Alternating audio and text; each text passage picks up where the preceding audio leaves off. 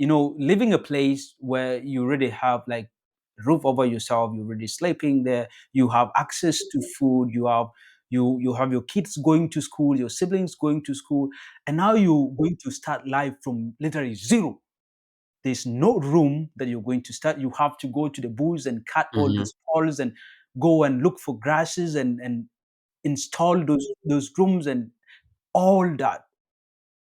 So I feel like that was the greatest challenge that we really had at the start. And also, like when we left Ochia and we were taken to the settlement that night, like because we couldn't like make a house or a room in a day.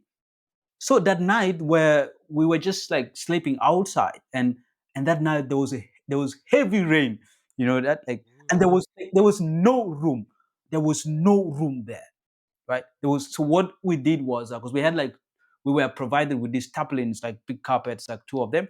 So we put one down and just like all of us as a family just slept there, and then the one we covered on ourselves. So that day was really so, and I feel like everyone that day felt so bad. Really, I didn't see it, but I have a feeling that at least that day everyone cried, because like Mhm.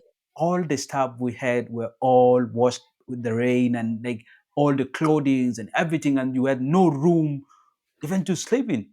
So Mhm. that was the first challenge that we had.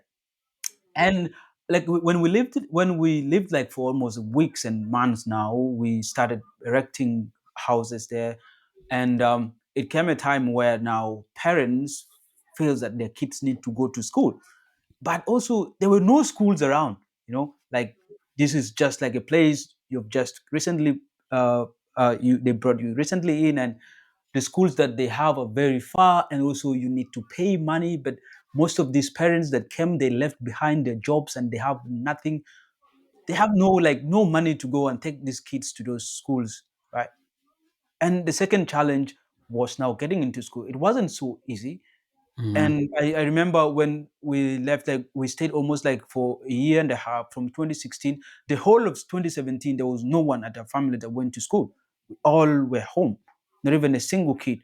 And 2018, that is when now UNHCR and other implementing agents, like some NGOs, started bringing in some ECDs, and they started establishing some primary schools. But also the challenge was there were not even good people who could teach these kids in school, and they were only relying on people who probably like just left school there and who have that little knowledge just to go and train and teach these kids in school.